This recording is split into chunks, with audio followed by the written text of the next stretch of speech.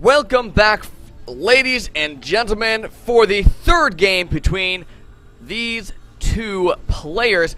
In the bottom right side of NASL Antigua Shipyard, we have FnaticTTOne, who has just been overpowered in the last two games by the pure roach, pretty much, for all intents and purposes, just a large roach army of GamaniaSen, who is spawning here in the top left side of NASL Antigua Shipyard.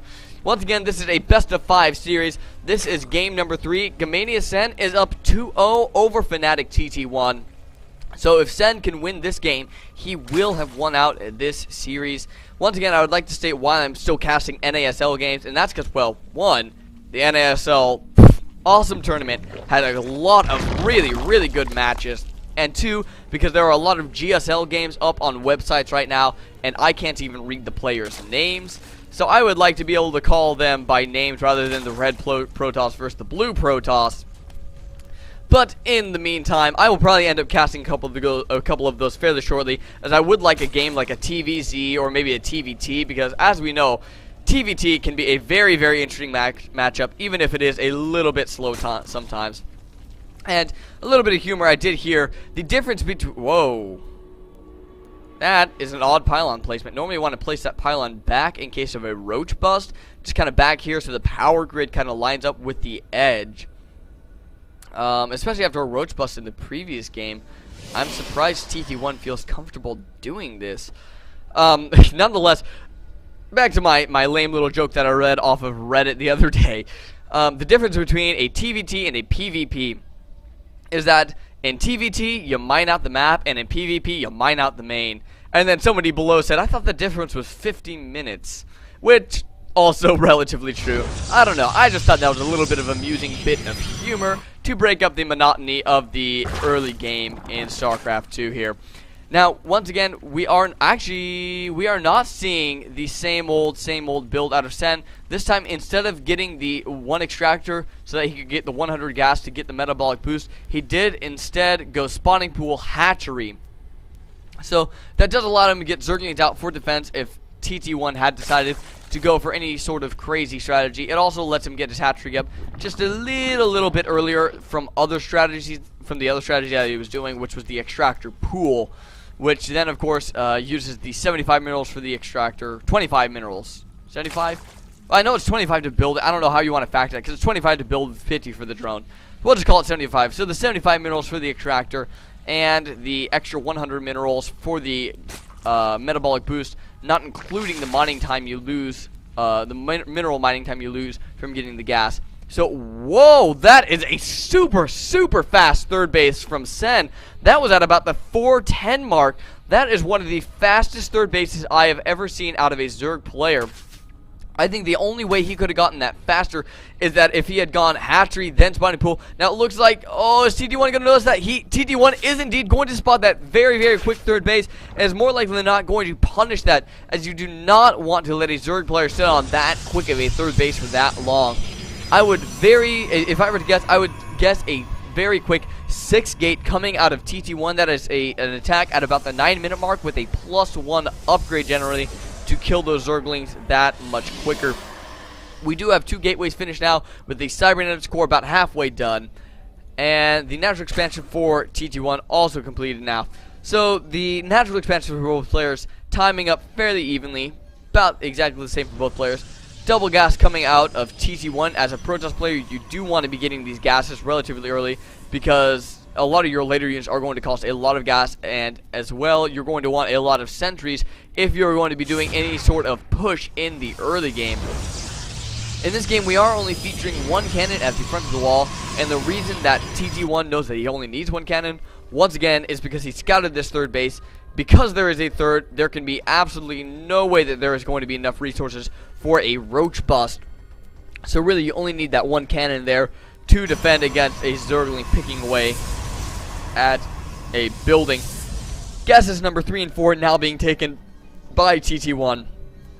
So I would either expect to see a quick tech up and try to win that way, or once again some sort of heavy 6-gate, maybe even an 8-gate strategy. But no, we do have the robotics facility being laid down there. So still a chance for tech up. I guess we are going to be seeing a rather quick Colossus would be my next guess out of TT1, a quick Colossus to try to punish the Zerg player with a higher tech advantage rather than an economy advantage. However, TT1 did allow the Overlords of Sen to get into his base. One Overlord does go down, the second one could go down as well, which would supply block Sen just a little bit. He needs to make sure to stay on top of that as he is losing these Overlords. And once again, Sen going for that Roach Warren that he's been adoring so much in his past couple of games. Right there is that Roach Warren, and as well as getting that 4th hatchery, the macro hatch, in the main. He's done that every single game, and I really, really like that strategy out of Zerg players. We are going to be seeing a Warp Prism coming out now, and with the number of sentries, we are going to have a 4th sentry on the field. A very, very popular strategy is to take a Warp Prism, load in 4 sentries, and you fly it over the main base of the Zerg opponent, force field off the ramp, and then start warping in Zealots and Stalkers. And you can keep the sentries safe inside those Warp Prisms until you need to drop them down to relay a force field. So that could prove to be a lot of problem. It looks like that might be the strategy we're going to be seeing, as there are 4 sentries loaded up into that Warp Prism, and I don't think those 6 Zerglings there, or however many, yeah, 6, I don't think they saw that this Warp Prism is coming around the side. However, they are going to see it now, however, with those 2 Zerglings scouting up into the 3rd, so I don't know how exactly Sen is going to want to defend against this. He doesn't know even what's inside of it. Now, it just depends on where these roaches are going to be spawning. We are going to have a few roaches spawning in the main base of Sen. This Warp Prism getting off of the cliff now, pulling all of Zerglings possibly that he can back, and indeed, he is going to be going up the ramp, so he's going to have just a fine hold coming from all of his units going up into the ramp. TT1 alternatively now could try to poke into the natural and force field off the ramp instead of going into the main. No, it looks like he is going to try to force field off his sentries there, but it is going to indeed lose that battle if he tried to engage that. He was trying to force field off both sides right there and force field some drones in that little area right there, into that pocket between the force fields, and that way he would be able to tickle those sentries to death. However, once again, Sen in a perfect position to respond to that because of his scouting, his map awareness, was able to push that back with no problem. But I really hope TT1 does not forget about this Warp Prism, as that is just a very nice strategy, a nice little trick to keep up your sleeve for later in the game. We do have Colossus out on the field now for TT1, so it looks like that Warp Prism was just a little bit of a part-time strategy. Now, indeed, this Overlord is going to get spotted. It's going to be morphing into an Overseer. It should be taken out by these 4 sentries. Indeed, it is going to be taken out, and that means that that little investment to make it into an Overseer was wasted. Now, on this map, it doesn't look like we have any debris at the gold mineral patches, so Sen is going to be able to take his 4th at the gold and actually be able to hold that relatively easily as long as he manages to spread his creep out in that general direction. Now, we do have quite the army for TT1 here. Definitely has a tech advantage over his Zerg opponent with 2 Colossus in his army right now, taking out the Zerglings that are sitting outside of his base. I do not know if he got extended thermal lance yet. Yes, he has gotten extended thermal lance, so he is ready to push out at any point in time that he so desires to. This Warp Prism, in the meantime, flying up in the general vicinity of the main base. The Roaches and Zerglings, however, are in position to defend against this army, but I don't know if Sen is going to have enough if TT1 does indeed decide to engage this army. This 4th base is looking a little bit exposed right now. It is about to finish up, though, so it will not be able to be cancelled unless Sen cancels it right now. But it looks like Sen is just going to try to fall back and defend this. Yes, indeed, he does, as that hatchery was not cancelled. Now, he is in a fairly good position to defend that, but very nice force fields go down in front of that entire army, blocking off about a 4th of those Roaches. So there were some free kills for those Roaches, for the Protoss army, being able to take out all those Roaches. And I do not know if he's going to be able to get that hatchery. It looks like he is going to, however, as Sen is just going to stack that and pull his Roaches around to the other side. It looks like Sen might be going for a counter-attack instead, and I really like this move because he just cannot engage this army for TT1 right now. He might try to force TT1 to fall back, but no, instead being a little bit unsure of what he wants to do with his Roaches, might try to get a bit of a pincer move as he does have a few Roaches spawning right now. Doesn't quite know what to do with all of his units quite yet. Still just dancing around the middle of the map, losing quite a few Roaches for free there, not even trying to exchange blows. And now NTT is moving across the map for a counterattack, probably going to go up into the 3rd to try to delay that 3rd as long as possible. No, instead taking out that pylon, one-shotting it, and there is a sentry back here to defend against these Roaches, able to get the force field on that ramp, so the Roaches will not be able to push up into the natural expansion. And now 4 beautiful force fields coming out of TT1, who seems to be on top of his game this time around, just massacring all of the Roaches, and the flanking Roaches didn't even have time to get there before the main force of roaches just got annihilated. Now it looks like these roaches are going to be able to get a free Colossus kill down on the low ground, as that Colossus did have kind of a bad rally point. He did not have the best day of his career. There are a lot of roaches still threatening to push up into the natural expansion of TT1. I really wish that we had seen a little bit of Warp Prism play. I don't even know what happened to that Warp Prism. There it is, flying over into the main base. However, there are Corruptors and Queens back to defend, and that will indeed fall. There were 2 Zealots inside, so those will not do any damage. I do like the attempt by TT1 to do a little bit of Warp Prism harass. However, unfortunately, it just did not pan out for him in the end. A lot of roach production continuing on for Sen, and Corrupt is coming out as well to try to counter the Colossus. We do only have 1-0 upgrades for Sen and 1-1 upgrades for TT1, so really not an upgrade-centric battle for either of these players.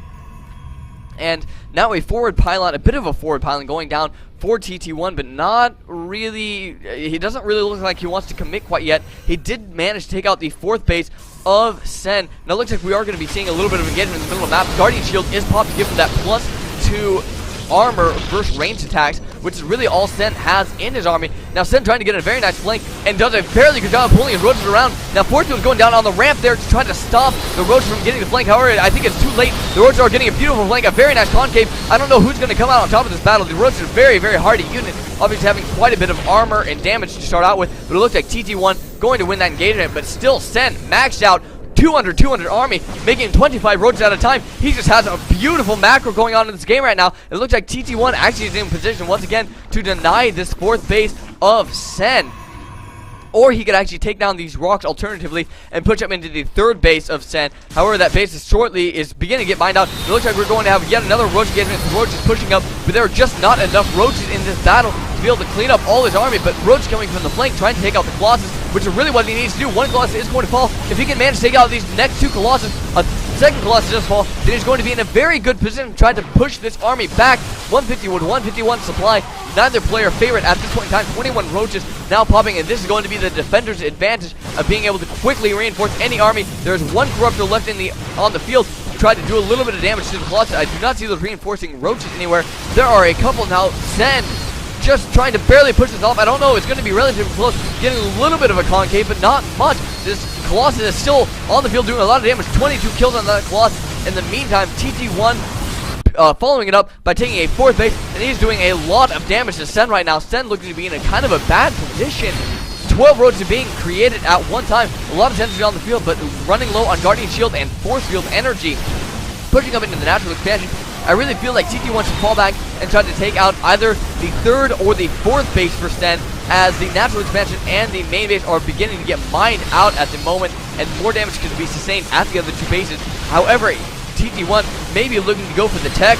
Sen in a very, very bad position. And there's a GG, well played from Sen in game number 3. So we will be going on to a 4th game in this matchup. My goodness, TT1 mounting a great comeback in this game, as he was down 2-0 and he could not lose this game in the best of 5 series. I really think the turning point was when he was able to take out the 4th base of Sen, which he allowed to go up in the previous 2 games. And after he was able to take down that 4th base, he just had the tech advantage in the early in the early to mid game, and was able to push out and eventually just have the stronger army composition in the late game. Ladies and gentlemen, thank you for joining me here on the Coffee Cast. If you have not already, subscribe and comment so that I know exactly what you guys are thinking at all times, because that is how I operate. I am going to go ahead and try to find game number 4 between these 2 players, and until then, this is Coffee Break signing out. Ladies and gentlemen, I apologize for the inconvenience. After checking my replay site, it appears there is no game number 4 or game number 5. So I just feel like the site that I'm downloading my replays from has gotten an incomplete replay pack. So I believe Sen did actually end up taking this series. So there's the ending for the series for you. Neither of these players did go on to win the NASL, however. So until next time, this is Coffee Break signing out.